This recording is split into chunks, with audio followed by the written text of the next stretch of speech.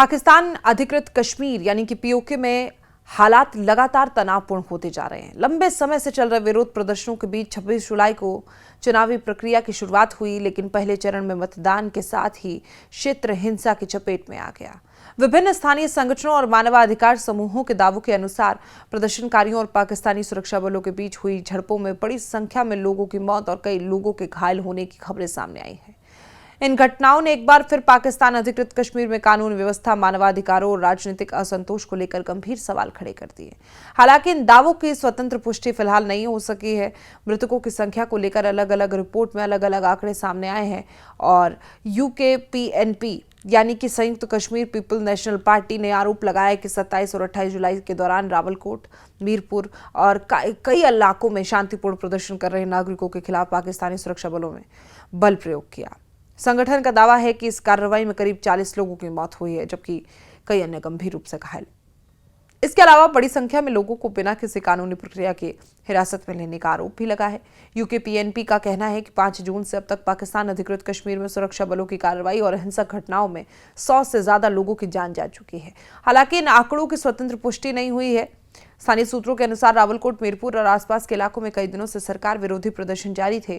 प्रदर्शनकारी प्रशासन पर राजनीतिक अधिकारों की अनदेखी, आर्थिक समस्याओं और कथित दमनकारी नीतियों का आरोप लगा रहे थे। और चुनावी प्रक्रिया शुरू होने के बाद सुरक्षा व्यवस्था और कड़ी कर दी गई है, लेकिन इसके बावजूद कई स्थानों पर प्रदर्शन उग्र हो गए हैं।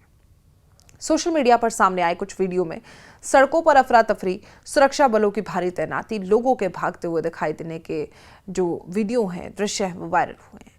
हालांकि इन वीडियो की स्वतंत्र पुष्टि नहीं हुई। इस घटनाक्रम के बाद मानवाधिकार संगठनों ने भी चिंता व्यक्त की है। यूकेपीएनपी ने संयुक्त राष्ट्र, यूरोपीय संघ और अंतर्राष्ट्रीय समुदाय से अपील की है कि वो पूरे मामले का संज्ञान लें और स्वतंत्र और निष्पक्ष जांच सुनिश्चित कराने के लिए हस्तक्षेप करें। संगठन का कहना है कि नागरिकों के मौलिक अधिकारों की रक्षा और कथित मानवाधिकार उल्लंघनों की जवाबदेही तय करने के लिए अंतर्राष्ट्रीय निगरानी आवश्यक है। साथ ही पाकिस्तान पर नागरिकों की सुरक्षा सुनिश्चित करने और बल प्रयोग रोकने के लिए दबाव बनाने की भी मांग की गई है।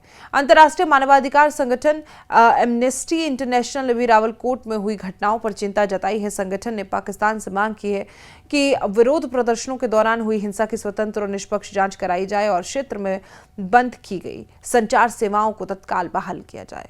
एमनेस्टी इंटरनेशनल की दक्षिण एशिया की कार्यवाहक क्षेत्रीय निदेशक इसाबेल लासे ने कहा कि रावलकोट से सामने आ रही रिपोर्ट बेहद चिंताजनक है और अगर नागरिकों के खिलाफ ज्यादा बल प्रयोग हुआ तो इसकी निष्पक्ष जांच होनी चाहिए। उन्होंने ये भी कहा कि शांतिपूर्ण प्रदर्शन करना नागरिकों का अधिकार है।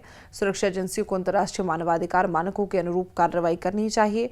विश्लेषकों का मानना है कि पाकिस्तान अधिकृत कश्मीर में लगातार बढ़ता असंतोष केवल कानून व्यवस्था का मुद्दा नहीं है, बल्कि इसके पीछे राजनीतिक प्रतिनिधित्व, आर्थिक चुनौतियां, प्रशासनिक नीतियां और स्थानीय लोगों की लंबे समय से चली आ रही शिकायतें भी जुड़ी हुई हैं। ऐसे समय में अगर विरोध प्रदर्शनों पर बलपूर्वक नियंत्रण की कोशिश की जाती है तो इससे हालात और बिगड़ जाएंगे।